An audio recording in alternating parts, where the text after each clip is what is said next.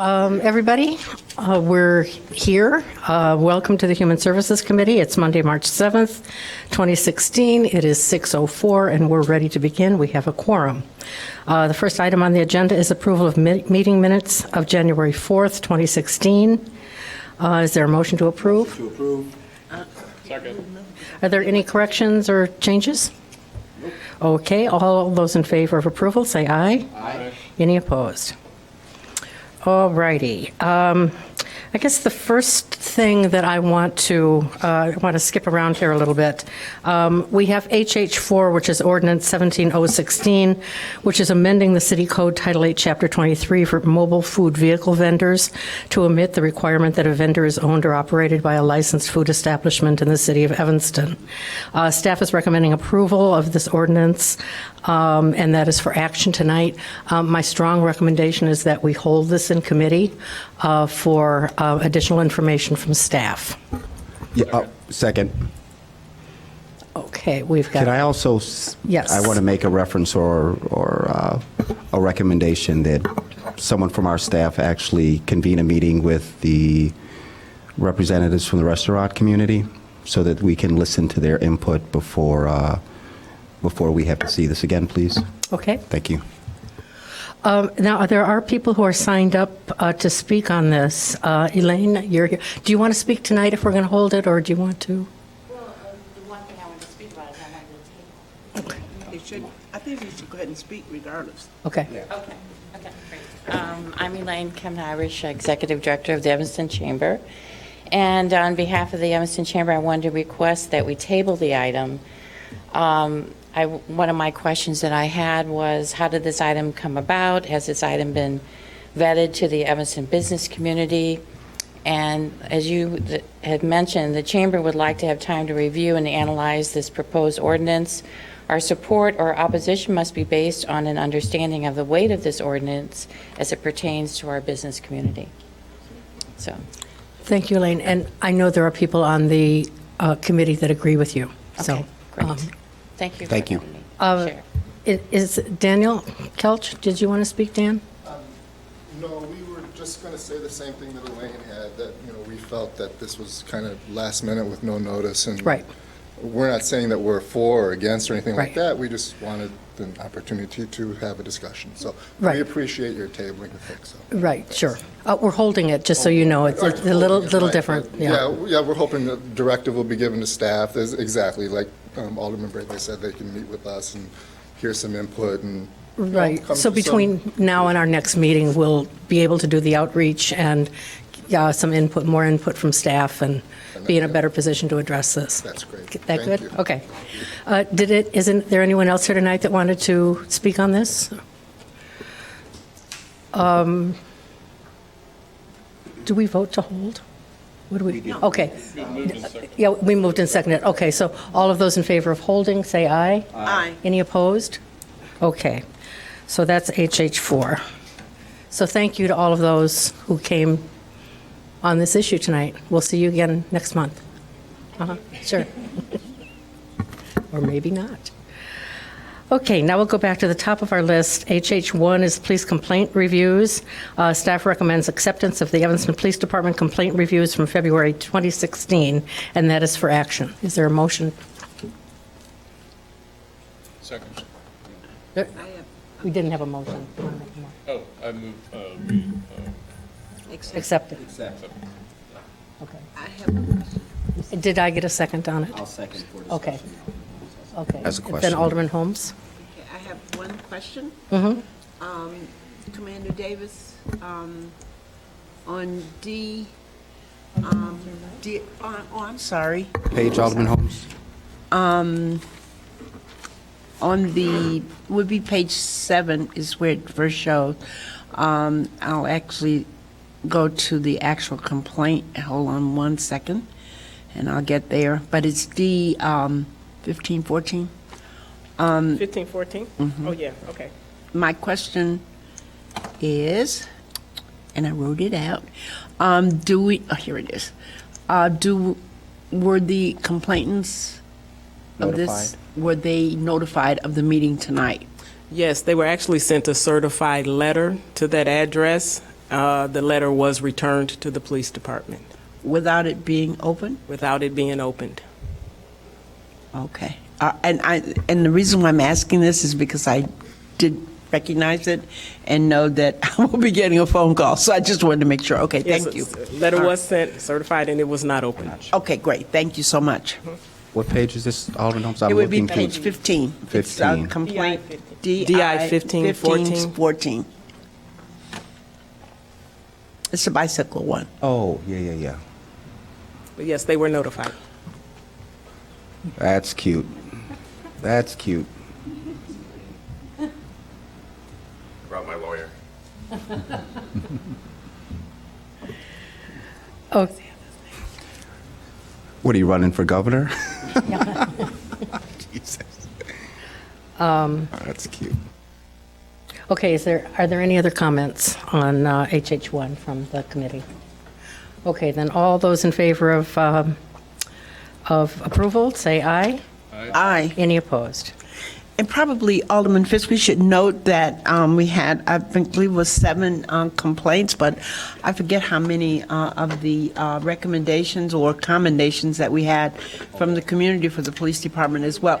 It was 23 of those, so I hope people would notice that. Okay. All right, we'll go on to HH2, which is Resolution 16R16, authorizing the city manager to execute the service grant sub-recipient agreement with YOU for the street outreach program.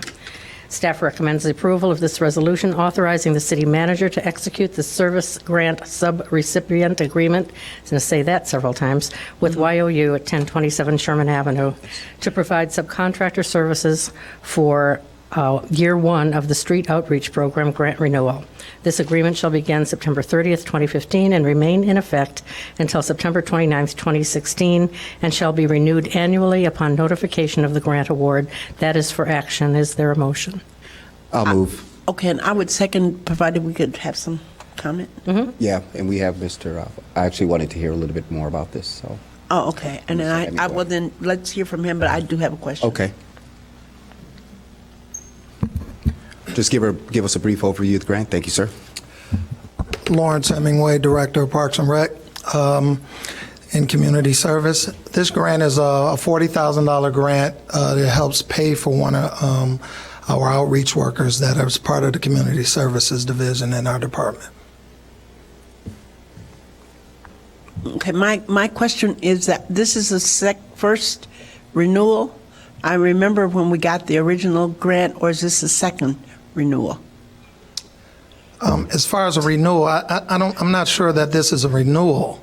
Well, I mean, it's the grant is applied for each year. Yes. So I think if this is the second year, I'm just not sure if it's and I want to know how many more years. That's.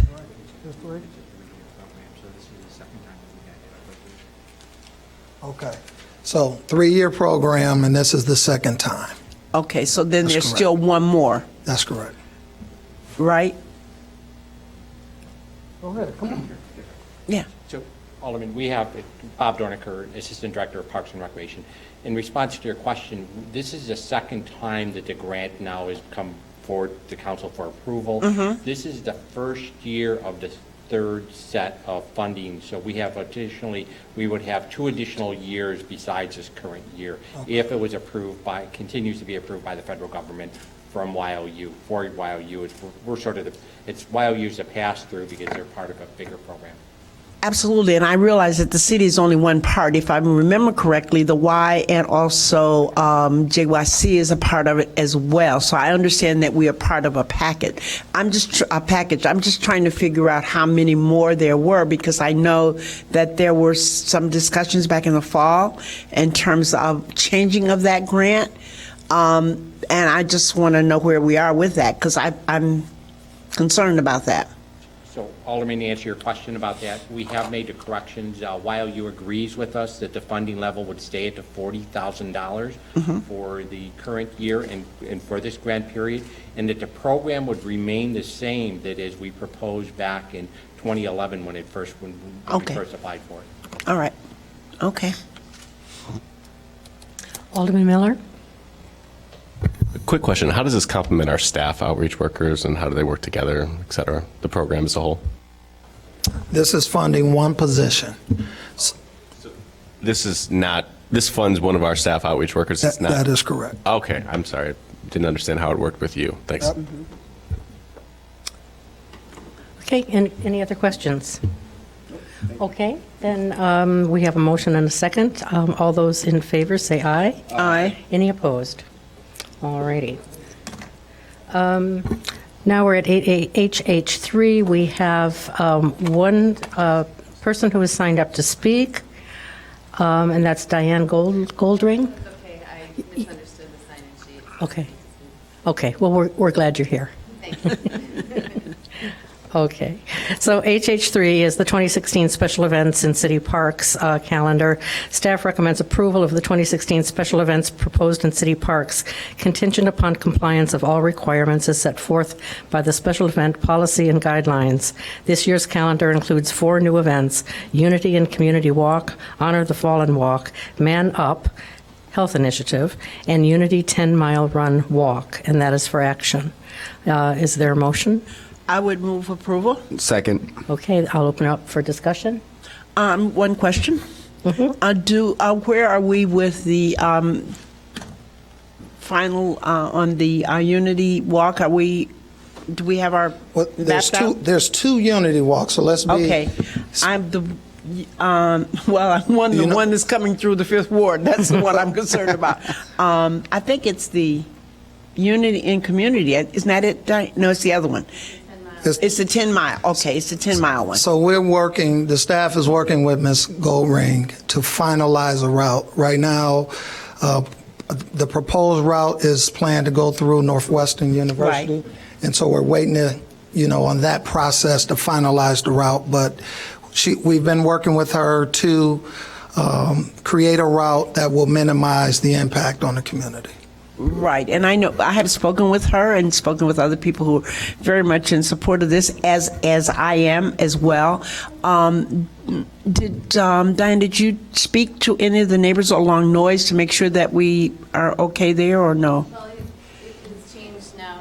No, Yeah. okay. It's a total different route. It's a totally different route. It's not going to go. That's correct. That way at all? She's gonna Okay. speak. Can she All right, well, then we'll just wait. I'll just wait till we get the final thing. That's right. Okay, not a problem. Alderman Holmes, I think that there were some concerns raised by the merchants on Noy Street who do a early Sunday morning business. And so that was the reason why that move was considered. So I think it's still. It's going to be through Northwestern. It's not going to be through the city. Okay, we need to repeat that at the microphone. I'm really sorry. We have to get that on the record. And, I think that's so sad, because I think that would have helped them and made people more aware that they do things on Noise, and I thought it was a great thing to bring it to the community. Too bad that they didn't have some discussion. I wish I had known that. One of the issues, Alderman, is that it's the original route going east and west would require quite a bit of support from the police and so forth. And so just the amount of resources, after staff spoke with Ms. Goldring, she agreed to look at alternative routes. Okay, And that's so we are working with her now. Our portion through the city is okay, but we're just waiting to hear back from Northwestern to Okay. finalize her entire route. Okay, that's fine. The other thing, Alderman Holmes, is it would have affected church services at the church on Ridge. And by the time I really knew about this, the route had been already changed, so that was helpful. But I'm happy about the outreach to the businesses, because I think that's important. We can see what happens when you don't outreach to businesses. And so I was glad that you did. And I think we will have to help educate our business community in terms of being more exposed to people coming through the neighborhood, knowing that they're there. Part of the Noyes Business District is in the 5th Ward as well as in the 1st Ward. So, we could be on one side of the street or the other.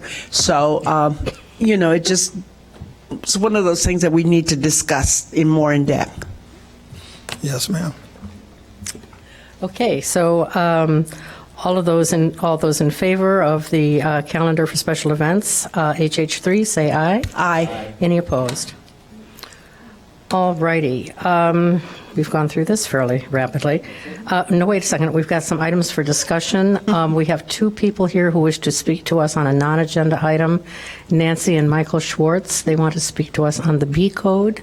Did you want to come up to the microphone?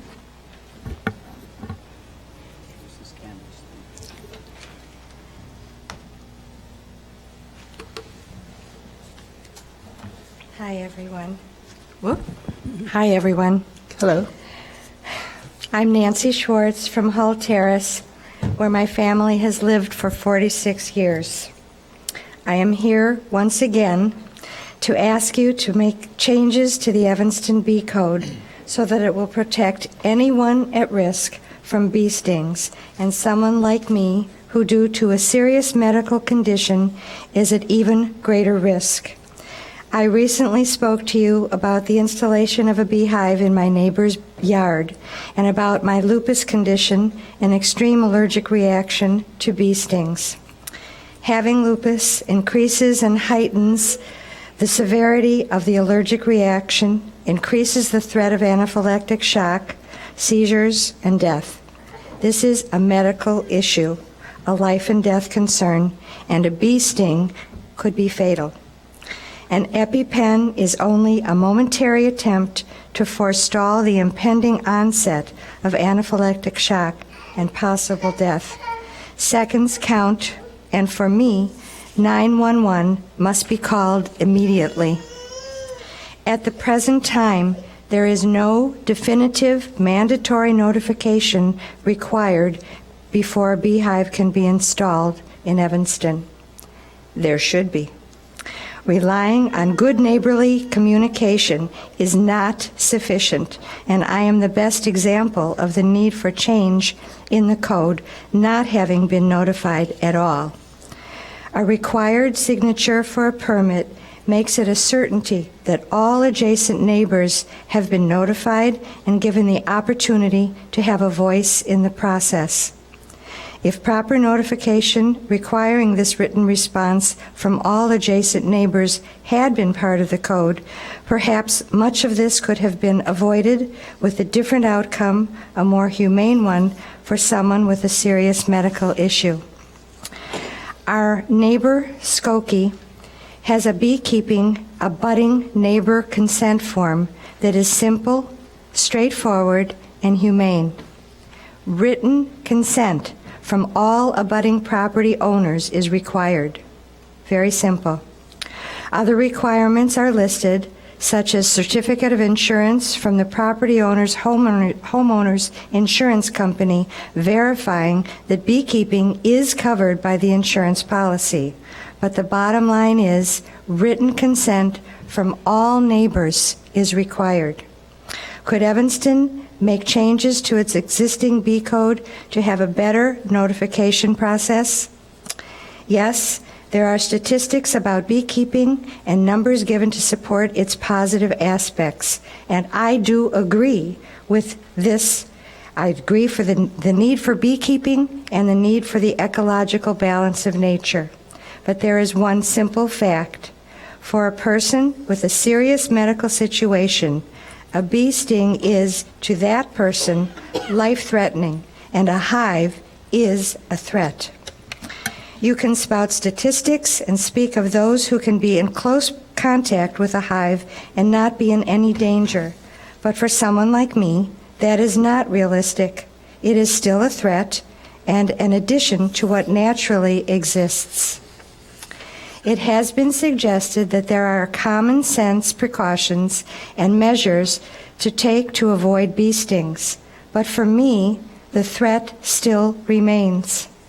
I feel as though something has been thrust upon me without my having any recourse, and I am upset and angry. The word fear is used often to cover the general dislike of bees, but for me, yes, the word fear is quite appropriate because of my medical condition and the life-threatening situation that exists. It is a valid fear, life and death, and that is my reality. Evanston can still continue to be a progressive and thriving community, and beekeeping will continue.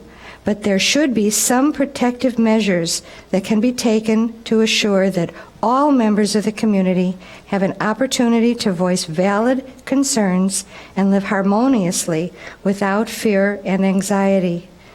Please revisit the Bee Code and hopefully make changes that will benefit every member of our wonderful community. And I want to just take a moment, if I might, to thank Alderman Holmes, because when I spoke last, when you were here, you did voice an interest, at least in pursuing the process or the lack thereof. And I appreciate and I thank you. And I have a copy of, it's a very simple form, I have a copy of the Evanston consent form that I wanted to give each of you to take a look at. The Skokie. Skokie what? Skokie. I'm sorry, Skokie. Okay. We want to make sure we get that to our Director, Thomas Smith, so that we could look at that. See if we can borrow from it. Yeah. Mr. Schwartz, did you want to go ahead? Yes, I have a few additional remarks to add to those of my wife. I know this is not a glamorous nor headline-grabbing issue, like the drugs, gangs, crime, trash site stench, landlord ordinance that's been proposed. Maybe you're not impacted, so it doesn't raise your interest very high.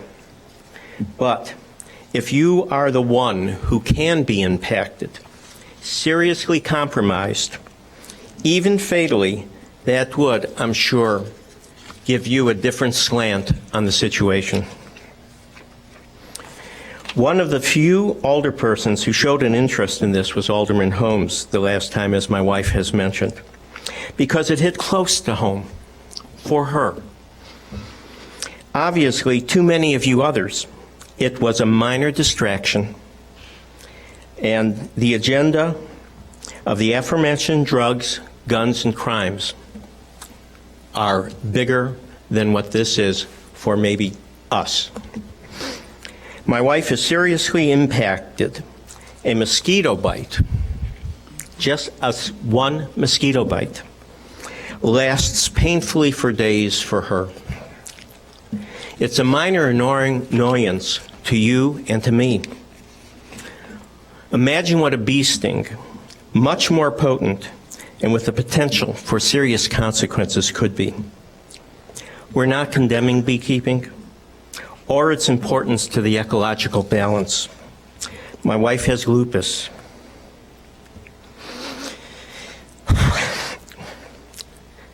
And as a consequence, taking Plaquenil to alleviate the pain of the lupus has caused her to develop Plaquenil toxicity.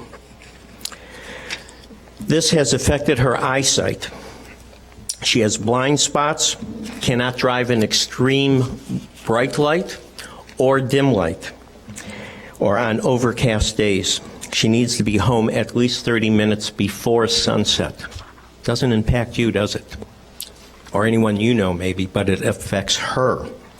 Imagine what it would be for her to be out in the backyard where she cannot see the bee to avoid it. Bee people who have spoken have talked about the docility of the honeybee unless provoked. And as I have just said, how easy it is for her not to see the bee, to sit in a chair, reach for a planter, even put down a water dish, and not see the bee and provoke it.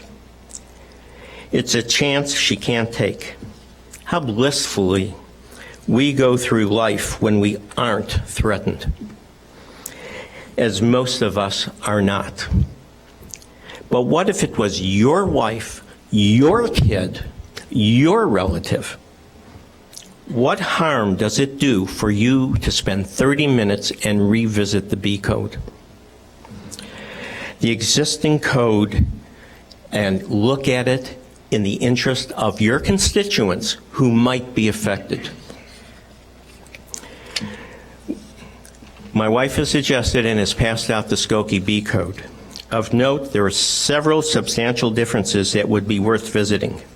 Neighborly consent, fence height regulations, which we do not have, a flyway barrier, which we do not have, setbacks, which we do not have. I'm strongly urging you to revisit and modify our existing B code to make it safer for those who are at risk. And I thank you for your time and for listening.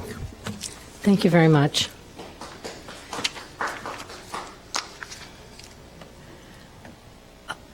Alderman Braithwaite. Thank you to Alderman Holmes for keeping this on our radar. You know, obviously, when someone comes before us with this type of information, I think it's very responsible to make a referral to our legal department to take a look at this and see if there's any components of this that we can adopt to help he and his wife and others that may fall in that situation. So that would be my referral, Alderman Fisk. Okay. And I think, Alderman Braithwaite, it's not a matter of me keeping in the forefront. It's just a matter that this goes way back when we were doing chickens and bees and all of that. And I really did, and I think I expressed it that evening, I thought we had it in there. Right. And I was really shocked to go back and look to see that we didn't. And I think it was just an oversight, then, and I would certainly want to support looking at this, and if it's at all possible to redo ours, incorporate some of this, that we certainly want to do that. Yeah. At first glance, I mean, there's some interesting things here that I'm sure we can make use of. So, absolutely. would you like to make the referral? You just did. All right, just did. done. You just did. Henry has it, and so does Director Thomas. Are there any other items for discussion? Anyone? Anyone who forgot to sign up who wants to speak? Okay, we'll go to the then items for communication from staff. Alderman Braithwaite. Thank you. Thank you, Alderman Fisk. Who's for the cannabis arrests? Is that you, Sergeant or DC? Yes, sir. It's just a follow-up. I don't have it in front of me. It gives me the fourth quarter numbers. It's on page 109. 109, yep. How many? So out of those 44 citations, I don't know if anyone else is interested. Can you just give me a breakdown of race and also age? I don't believe it's... You can send it to my email. Yeah. It's not in the report. Yeah. We don't have a breakdown specific to that. Okay. Is it something that I can get? Yes. Okay, perfect. And are we going to receive this on a quarterly basis? We could do that. We could set it up so you'll get those quarterly numbers. Perfect. And if so... It definitely appears the citation system is working to, so we don't have to do custodial arrests for people with less than 10 grams unless there's some special circumstances. Yeah, no, I'm in full support of that. I'm just curious to see breakdown by race, age, and location. I don't need an actual address, just by ward would be great. Okay, Alderman Miller. Quick question too. So on the what do we call it? Custodial arrest that involved cannabis in some form. Those individuals weren't cited. Is that correct? It was just, were they charged under state law, or how did that work with those? Yes, sir. They were charged under state law, but there were also other charges that accompanied that cannabis charge. That's why they weren't separated. So, but we didn't give them citations under our current ordinance? Correct. No, they were charged criminally because they had other criminal offenses they were charged for. So to staff too, I know our ordinance doesn't actually specify what we should do in those situations. I think it's probably unclear. I'm okay with, in the sense of if it's a custodial arrest, like, you pull them over and some other charge in a sense, you find cannabis in the car, charge them under state law. But our citations, our ordinance actually doesn't specify what we're supposed to do, and I think there's probably a conflict between the two. We should probably clean that up. Thanks. Deputy Chief, I need you to just address introduce yourself for the record. Oh, sure. Jay Parrott, I'm the Deputy Chief in charge of investigative services. Sergeant Wright, Sergeant of Office of Professional Standards. Thank you. Thank you very much. Anyone else who wants to speak to this? Okay. Okay. No update from presence, is that correct? Thank you. Oh, thank you very much. We provided updates from our contractual team and relationship of Presence Behavioral Health Services, and I can answer any questions if there were any questions or concerns about the communications.